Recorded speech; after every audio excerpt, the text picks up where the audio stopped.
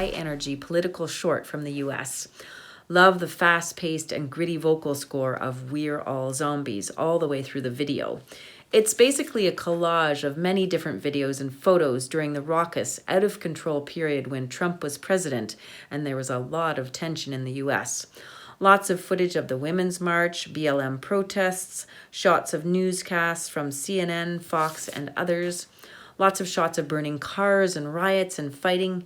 Famous actors and notable politicians are also in it, making their displeasure about that administration very clear, such as Robert De Niro, Madonna, and Nancy Pelosi. Great job. Great punk music video.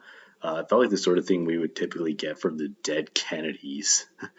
Well, the description says this is about the past 4 years. It mainly focused on the Biden administration and showed a lot of footage from the summer riots after George Floyd's death. Certainly the protesters in those clips moved around in large groups and from afar kind of looked like the herd of zombies that you would see in apocalyptic films.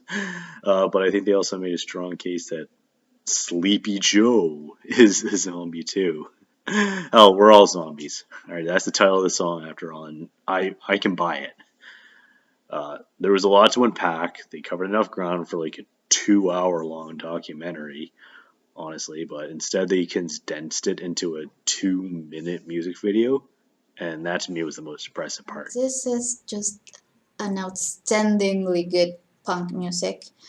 The video itself has a lot of negative news on the background. The visuals are totally dire and awful. There are fires, there are gunshots, all of the events that are unfortunately happening everywhere in the world, but they are focusing on USA. And in this short compilation, we see this rioting, protest, police brutality, abuse of power, and in general the democracy being stepped on, and these lyrics are just magical. They represent this whole chaos, and it's very entertaining. I really liked how this was done, just because it was truly done with all just like news images, like all news coverage, all like public images that you've seen bits and pieces of if you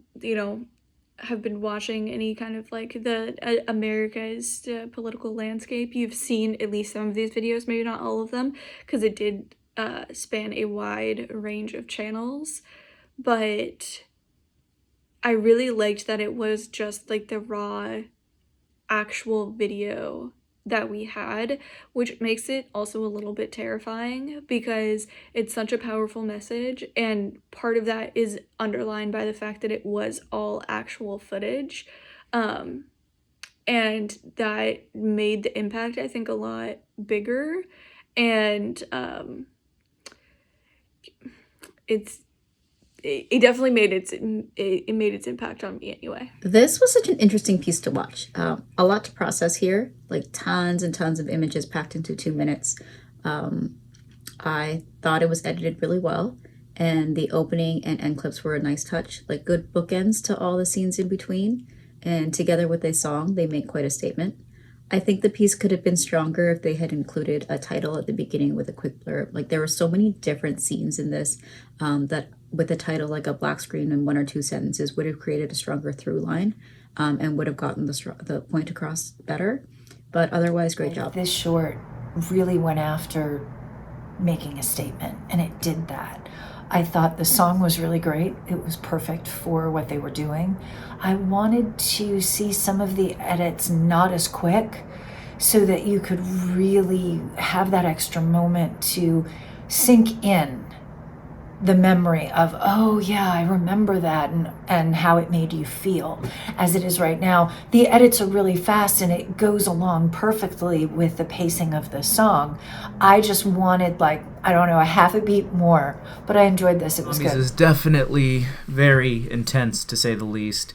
It shows what's definitely been a very intense, hectic, and crazy 4 years of American history. And while it may be easy to generalize and lump everything onto one particular party, one particular group of people, I would argue that the issue is a lot more complex, for the fact that both parties have implemented similar tactics, and it's that divide that's really what's getting us where we are right now. The fact that both parties antagonize each other to this degree, that any problem can be blamed on one party or the other. I would say that division is what's causing such discourse at the current moment. And as an argument to that, rather than encouraging that division, I would offer the chance to embrace differing viewpoints, rather than this pick a side environment that we're in right now. Maybe, we can learn to understand one another, and stop being zombies.